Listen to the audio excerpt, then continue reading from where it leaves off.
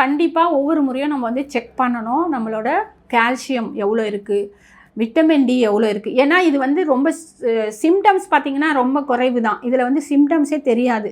நம்ம கீழே விழுந்த உடனே தான் தெரியும் இடுப்பெலும்பு உடஞ்சிது, இல்லை ஏதோ ஒரு முட்டி உடஞ்சிது, இல்லை எதுவும் சொல்லிட்டு. ஸோ நம்ம நெக்கில் கூட இருக்கும், பேக்கில் கூட நம்மளுக்கு வந்துட்டு ப்ராப்ளம் வரும். இந்த மாதிரி இருக்கும் பொழுது நம்ம வந்து இதுக்கு வந்து நிறைய மெடிசன்ஸ் கொடுத்தா கூட இதில் தீர்வு பார்த்திங்கன்னா கண்டிப்பாக அக்குபங்க்சர் 100% கொடுக்கும். இந்த மாதிரி ஆஸ்டியோபொரோசிஸ் இருக்கிறவங்களுக்கு வந்து கண்ணில் கூட பார்வை மங்கும். அதே மாதிரி லங்ஸ் ரிலேட்டடாக சளி பிடிச்சிட்டே இருக்கும், காஃப் வந்துகிட்டே இருக்கும். இப்போ அவங்கள பார்க்கும்போதே பார்த்திங்கன்னா ஒரு ஹைட்டு வந்து கூட 1 இன்ச்சு கம்மியாக இருப்பாங்க.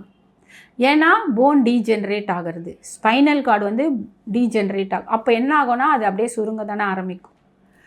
ஸோ அதே மாதிரி சில பேர் பார்த்திங்கன்னா ஒரு வளைஞ்சிட்டு நிற்கிற மாதிரி, ஸ்ட்ரைட்டாகவே நிற்க மாட்டாங்க, கொஞ்சம் வளைஞ்சா மாதிரி கூட நிற்பாங்க. ஸோ அவங்களெல்லாம் நம்ம பார்த்தோன்னா கண்டிப்பாக அவங்களுக்கு வந்து வாய்ப்புகள் அதிகம். ஸோ நம்ம அந்த மாதிரி இருக்கும் பொழுது நம்ம கண்டிப்பாக ட்ரீட்மெண்ட் எடுக்கிறது ரொம்ப ரொம்ப முக்கியம்.